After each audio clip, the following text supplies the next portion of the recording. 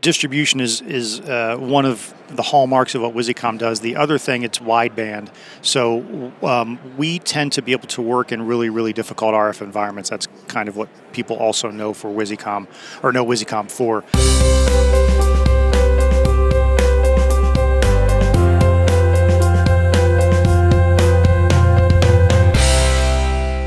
Wisycom is an Italian wireless microphone manufacturer.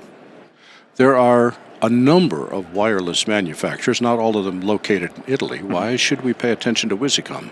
One of the specialties that Wisycom has is RF distribution. So, a lot of wireless companies, of course, are making transmitters and receivers. Wireless distribution mean frequency hopping, or does it mean spreading? What does that mean? It means spreading it all around. So getting wireless signals, RF signals, all over a building. For instance, a studio or a multi-room theater. Filling a space. Correct. Yeah. So being able to get the ability for a transmitter, a talent with a transmitter on to walk from Studio A to Studio Z, and still get no drop in coverage, and we have the ability to distribute RF signals, and receive them all throughout the entire building, usually using fiber optics. That's kind of the main thing. Sounds very similar to Wi-Fi. You've got to have multiple Wi-Fi receivers or transmitters. Yep.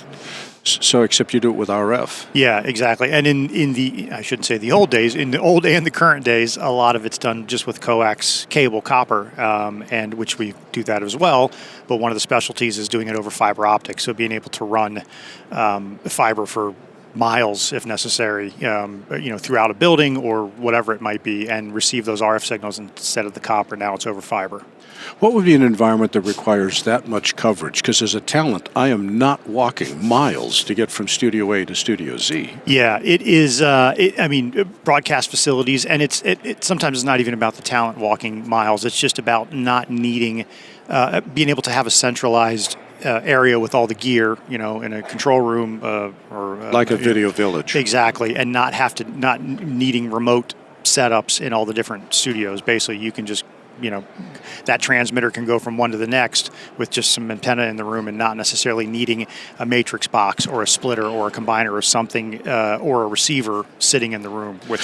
But the problem that you've got is for instance, here at NAB, there's 1 million radiating RF devices.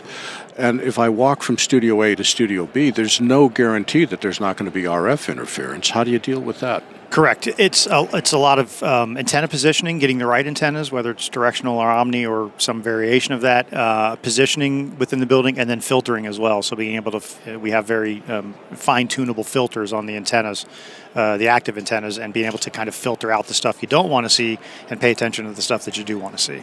So what have you got that's new at the show? Few things. We have a new fiber optic box called the BFL2, which is allowing us. It's kind of the next generation of these small fiber boxes that we make. The previous one was just a single channel box, being able to send one channel one way and bidirectionally, basically. Now it's a 2-channel box, but with a MUX built into it, so being able to not only have your RF going over fiber, but sticking in data, sticking in audio, a video signal, muxing it down to a fiber and being able to send that. So the far end not only, again, receiving RF, but also then maybe you have a confidence monitor there with audio or video. You can also pull that now off the fiber without having to run a bunch of separate cables or have a whole separate setup. Okay, so we've got this new box. What else do you have that's new? The other one that we just, it's just released. Information is really not even out there necessarily, at least not in the U.S. It's an extended battery for one of our transmitters, so our MTP 61 transmitter. Keep it up higher by your face. MTP 61 transmitter, but with an extended battery on it, so now getting basically 16 to 20 hours of autonomous battery life out of a single. That's a Wisycom transmitter? This is a Wisycom transmitter, correct. Yep. They're tiny. Yeah, very small. So, and this is not the extended version, this is the normal version, but basically adding, just a few centimeters on the back of this for a larger battery, and now getting double the life out of it. So, well, we've talked about the fact that Wisycom provides distribution, that is to say coverage over a larger area, but there's a lot of different wireless systems. If I'm in a smaller space, say a single studio, should I not consider Wisycom? Yes, of course. I'm definitely going to say yes, right? No, absolutely. And distribution is one of the hallmarks of what Wisycom does. The other thing, it's wideband. So we tend to be able to work in really, really difficult RF environments. That's kind of what people also know for Wisycom, or know Wisycom for. One of the reasons I mentioned tunable filters. There's the ability to kind of make these receivers see what you want them to see, but also the spectrum that it can operate from. We look at the entire usable UHF spectrum, where most manufacturers don't do that. It's very difficult to do that. We look at everything. So if you're going to a city like Las Vegas or Dallas or New York, being able to find frequencies that will work in your location without needing another band. Oh, I need that receiver's got to be in a different band. I have to go get something else. Now we have basically one thing that kind of does everything. Now, you're in kind of a unique position. In fact, you're the only person I've ever met that does this. You're the director of sales, vice president of sales and marketing for two different companies, Wisycom, which we're talking about now, and DPA, which we'll talk about a little later. Why? I had nothing else to do, so why not? We are connected, business-wise connected. We're owned by the same parent company. So DPA being a Danish company, Wisycom being Italian that we were talking about, owned by the same parent company. And what we've done in the States is we've actually taken over the business responsibilities for Wisycom US. So now we are in effect the same company in the States. But DPA and Wisycom are not the same thing, but co-branded. Correct. Yeah, it's just completely separate type of products. So still different development, different engineering teams, but a combined sales and marketing correct. team. Yeah, and historically in the past, we've always been very close to Wisycom, even before there was a business relationship. Our engineers would talk to their engineers, and they might say, "Hey, can you develop this microphone for us?" And we would work on something, one-off type of thing. So we knew them years and years ago, but now that we're together as a company, we are still completely independent. Wisycom does their thing in Italy, and their R&D guys, and we do our thing, and DPA does our thing in Denmark. And we will, collaborate and talk with each other, but currently not developing any joint products. And one more clarification, because I'm easily confused.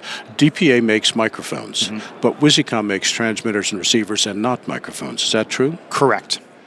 When one is deciding which wireless system to get, I'm thinking Sennheiser, I'm thinking Rode, I'm thinking Wisycom. How do they pick? What questions should they ask? I think that wideband capability I was just talking about is really important, especially if people have probably talked with you about the changing frequency spectrum and how it's changed over the years. We've lost spectrum. It's harder and harder to get things to operate now. There's just no way around it. Wisycom tends to give people the most flexibility, so I think if you need that flexibility, that's a good thing to ask. The other thing, and I'm holding on to it, you're not, but they're professional, they're made to be beaten on. That's the other thing is, are you getting something as a professional that you're earning your living from this, probably, right? So you want something that's going to last you, and we make things that are made to last. When you're doing things like large sporting events like the Super Bowl or Formula One or something, it needs to work, and always, all the time, 100%.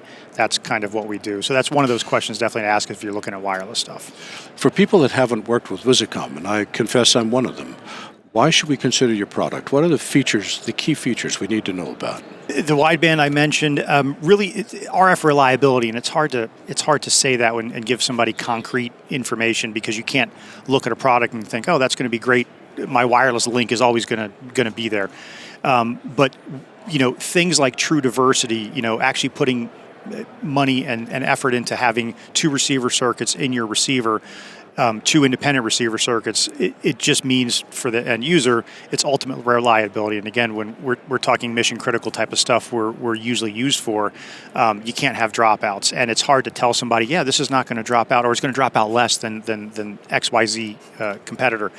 But that's what they spend so much time working on, is the RF reliability.